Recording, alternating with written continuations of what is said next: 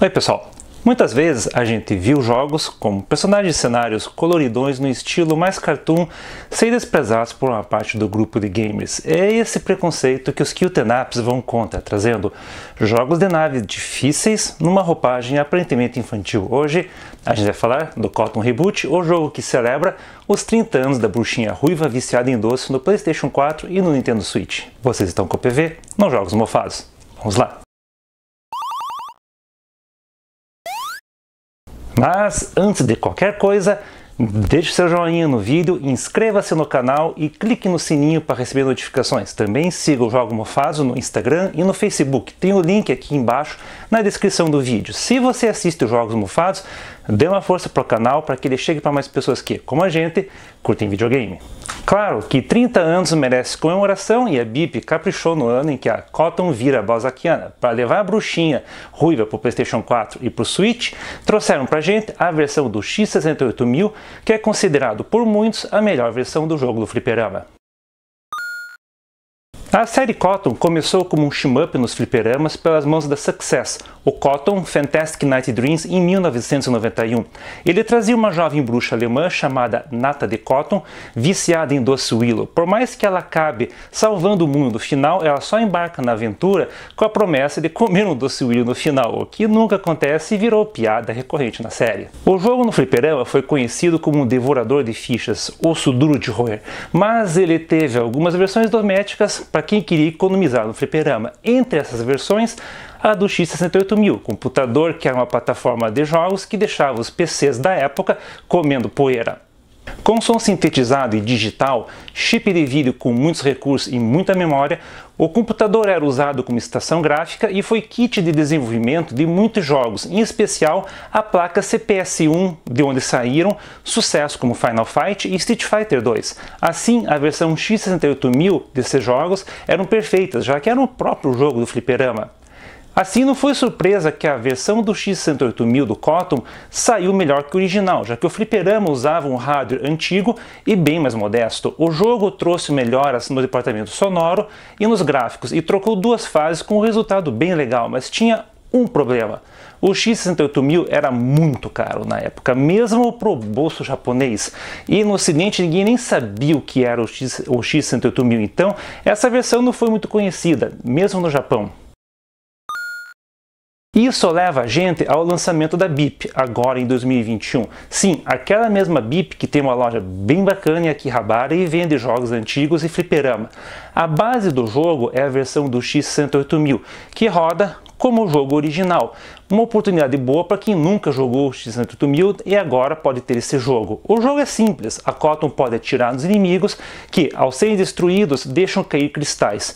Ao atirar nos cristais, eles mudam de cor. Os amarelos dão um ponto de experiência que melhoram os tiros. Essa experiência é cumulativa e quando a gente perde uma vida, ela cai pela metade.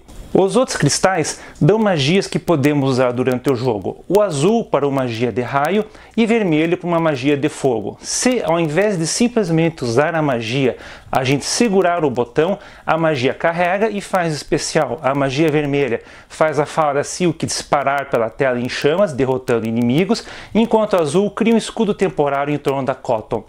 Ao contrário dos shmups tradicionais, em que o objetivo é economizar as bombas para ganhar um bônus no placar, o Cotton encoraja que você use as magias, inclusive dando pontos extras pelo número de magias que a gente usa na fase. Além da pontuação, enquanto a gente usa a magia, a Cotton fica invulnerável, valendo apenas a magia na hora em que a dificuldade aperta. Ou seja, se você joga Cotton sem usar as magias, está jogando do jeito errado. Em cada fase temos um subchefe e, ao chegar no final, um chefão que faz de tudo para tirar as nossas vidas. Ao vencer os chefões, entramos numa fase de bônus onde podemos pegar xícaras de chá para ganhar pontos ou desviar de todas elas para ganhar um bônus secreto. Os chefões são criativos e ajudam a dar um clima de festa de Halloween. Deles, dois me chamaram a atenção, o Golem da fase 5 e o Dragão da fase 6, que dão um bom desafio durante o jogo. O Golem é bacana por causa do cenário dele, uma arena circular com efeito de rotação tridimensional num jogo 2D. Vendo isso hoje não parece grande coisa, mas em 91 esse visual era excepcional. Já o dragão da fase 6 tem um desafio legal, deixando a gente tenso o tempo todo até que ele seja derrotado. É uma pena que o último chefão deixa um pouco a desejar no X68000 perto dos outros chefões. Ele é relativamente fácil porque tem poucos ataques. Só que, como um jogo da década de 90, ele tem uma aparência um pouco datada para os dias de hoje. Então, a BIP fez uma versão moderna chamada de Arrange Mode, com gráficos 2D em alta definição, trilha sonora remasterizada e mecânica modernizada. O jogo não é simplesmente um emulador rodando com gráficos e sons melhores. É realmente um jogo novo. Uma comparação com o ponto-chave do jogo mostra que as coisas não são exatamente as mesmas, por mais que seja o jogo igual no geral. Entre as mudanças na mecânica temos a adição de 3 cores de cristais: verde, preto e roxo. O cristal verde é como o Smart Bomb, destruindo os inimigos na tela. O cristal preto vale pontos a mais, que pode ser encadeado num chain e ganhar ainda mais pontos. Por fim, o cristal roxo é uma bomba que é jogada no solo. Claro que esses cristais verde e roxo podem ser carregados. O verde cria uma chuva de meteoros que fica destruindo os inimigos na tela por um tempo. Já o roxo é diferente e privilegia o placar, mudando todos os cristais da tela para a cor preta e atraindo eles para a Cotton, dando um bônus violento de pontos. Outra diferença é que os cristais não caem no chão, eles ficam flutuando e movem-se do lado esquerdo da tela para a direita, o que introduz outra mecânica, o multiplicador de pontos. Quando a gente atira no cristal, o tiro é refratado e sai diferente, o que faz com que o jogo multiplique os pontos em potência de 2. Dá para multiplicar os pontos em até 1024 vezes o multiplicador, e ele é carregado para a próxima fase. Então, acabar o jogo sem morrer é a melhor estratégia para fazer um placar alto e se dar bem no leaderboard. O Arrange Mode traz alguns inimigos a mais que não estão presentes na versão do X68000, além de melhorar consideravelmente o último chefão. Além da batalha ser mais visualmente interessante, ela traz na dificuldade normal ataques que aumentam consideravelmente a dificuldade, fazendo com que esse último chefão seja bem mais desafiante. Com todas essas mudanças, o jogo está mais para uma continuação, ou pelo menos um Cotton 1.5, do que simplesmente uma versão que der um tapa para deixar com gráficos melhores. Todas essas mudanças fazem com que o jogo seja uma versão realmente melhorada. Foi um trabalho bem caprichado da BIP que merece ser jogado. Por fim, o disco ainda traz um modo Time Attack em 2 versões, de 2 e 5 minutos. Nesse modo, o jogo não tem chefão, apenas ondas seguidas de inimigos e um único objetivo: pontuar ao máximo. Assim, o foco aqui é usar os cristais para multiplicar os pontos e destruir o máximo de inimigos. Claro que essas ondas de inimigos são bem mais difíceis do que o jogo normal. Para pontuar, além de não morrer, é preciso coletar cristais para aumentar a potência dos tiros, mas deixando para fazer isso só depois de usá-los para multiplicar os pontos. É um modo bem interessante e que tem gente fazendo placares absurdos depois de estudar a fundo o jogo. O jogo saiu no Japão tanto para PlayStation 4 como para Nintendo Switch em edição normal, apenas com o jogo, em edição de colecionador, com vários extras. Eu fiz o vídeo do unboxing da versão do PlayStation 4, tem o link na descrição do vídeo. Nele a gente tem o CD com a trilha sonora, cópias das instruções do fliperama, xícara de chá e um livreto sobre o jogo. Essa edição de colecionador surpreende pelo preço. Normalmente, essas edições, eles enfiam a faca na gente, sem dó. Mas essa parece mais o preço de um jogo normal, até porque a edição normal do jogo tem um preço bem mais camarada. As 2 versões japonesas podem ser compradas na Amazon Japão ou na PlayAsia. O preço sugerido para a versão normal é de 5.280 ienes, aproximadamente 48 dólares americanos. Já a versão especial tem um preço de 8.800 ienes, aproximadamente 80 dólares americanos. Se comparar com outro jogo recente, o Aleste Collection, é um preço mais convidativo, mas é uma comparação um pouco injusta, já que o Aleste são 5 jogos, inclusive um todo novo para Game Gear, enquanto o Cotton Reboot é só um jogo. Além da versão japonesa, a Inin está fazendo um lançamento mundial através da Strictly Limited Games, em 3 versões: normal, especial e especial X68000. Essas versões ainda estão para sair em 2021, em abril, enquanto as versões japonesas já estão disponíveis. A edição normal é o que se espera, apenas o disco do jogo por 40 euros ou 47 dólares americanos. É praticamente o preço da versão japonesa. Já a especial lembra um pouco a versão japonesa, mas tem algumas diferenças. Ao invés da xícara de chá, vem um kit de chá diferente e um artbook ao invés de um livreto. A trilha sonora também tem 2 CDs ao invés de um.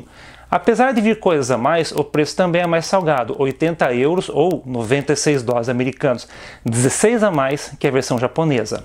O filé mignon da edição mundial é a versão X68000, que vem numa caixa feita para lembrar a utilizada pelos jogos do X68000, trazendo tudo da edição do colecionador, mais uma xícara de chá, o livreto japonês e um cartão de telefone, coisa comum em alguns jogos do Japão nos anos 80. Só que essa edição é pesada no preço, 129 euros ou 154 dólares americanos. Particularmente, eu preferi a versão especial japonesa, um meio termo entre a edição de colecionador ocidental e a versão especial X68000, só que com um preço mais bacana. Somado ao fato de que ela já está disponível, eu não pensei 2 vezes antes de comprar a minha na Amazon japonesa.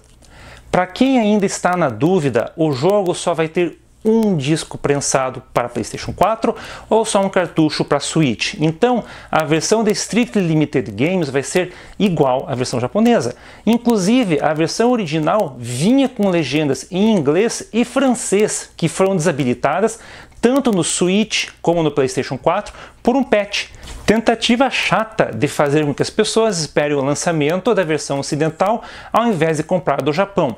Tremenda mancada, já que eles vão ter que reabilitar as legendas para o lançamento do jogo pela Strictly Limited Games.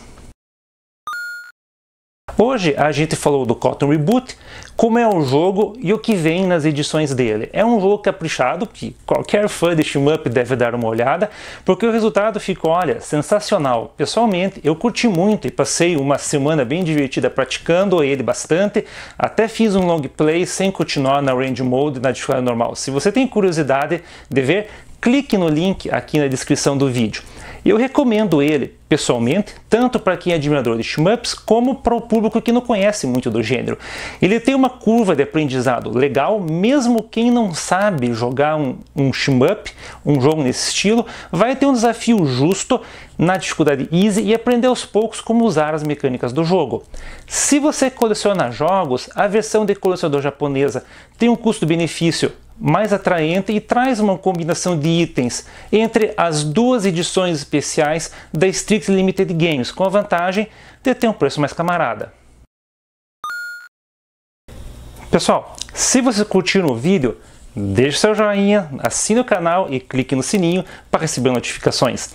Muito obrigado para você que ficou comigo até agora. Dê uma olhada nos outros vídeos do canal e, se você gostou, indique os jogos mofados para seus amigos, para que o canal cresça e continue trazendo ainda mais conteúdo para vocês.